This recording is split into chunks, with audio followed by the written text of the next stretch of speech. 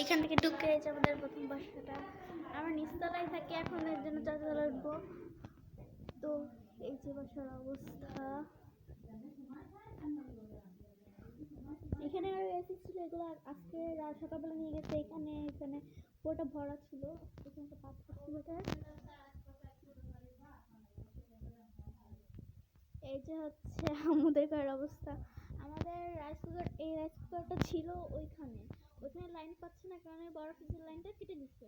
যেহেতু বড় ফ্রিজ নিয়ে যাবে এর জন্য এটা এখান থেকে নিয়ে এসে এইখানে রান্না করা হচ্ছে। এইখানে ফ্ল্যাগ দেওয়া ছিল, খুলে দিচ্ছে কেননা ভাতে পানি লাগবে, জন্য চাল বেশি হয়ে গেছে, পানি কম হয়ে গেছে। বেডরুম, এই খাটটা হচ্ছে ভেঙে গেছে, এজন্য খাট বানাতে দিচ্ছে নতুন।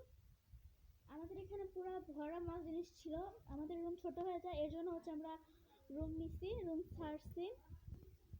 আর এই রুম বাসায় আরেকটা সমস্যা আছে, সেটা হচ্ছে এখানে জিন আছে।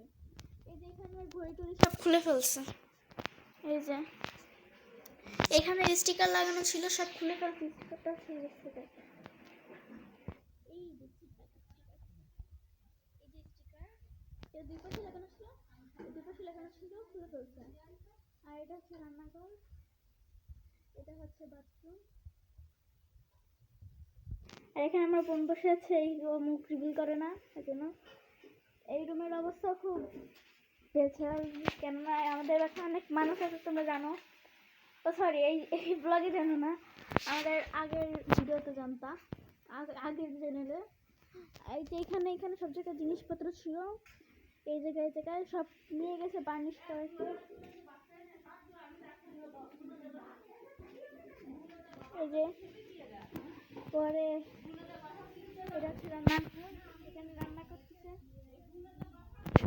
তো এই রুমের অবস্থা এরকম। তো তোমাদের তো দেখাইলাম এরকম কি অবস্থা। তো এই রুমের অবস্থা এরকমেরই। তো আমরা নতুন বাসা নেব। আর এখানে ছবি ছিল, এই যে এখানে ভরা ছবি ছিল, এখানে ভরা ছবি ছিল, এগুলো সব তুলে ফেলছে, চলে যাবার জন্য। তো রুমের অবস্থা খুব খারাপ। এই রুম যতদিন না পাল্টাবো ততদিন এই রুম ভালোভাবে সাজানো হবে না। তো আরেকটা জিনিস দেখাই, এবার বার্ষিক পরীক্ষা আমরা তিনজনে তিনটা পাইছি, ঘড়ি পাইছি। আমার এসব বলছে কি যে ওয়াশরুম, ওয়াশরুমে দুইটা ঘড়ি লাগাইতে হবে, আর একটা ড্রয়িং রুমে ঘড়ি লাগাই দিব। তো আজকের ভিডিওটা এই পর্যন্তই, আল্লাহ হাফেজ। আজকের ভিডিওটা এই পর্যন্তই, টাটা।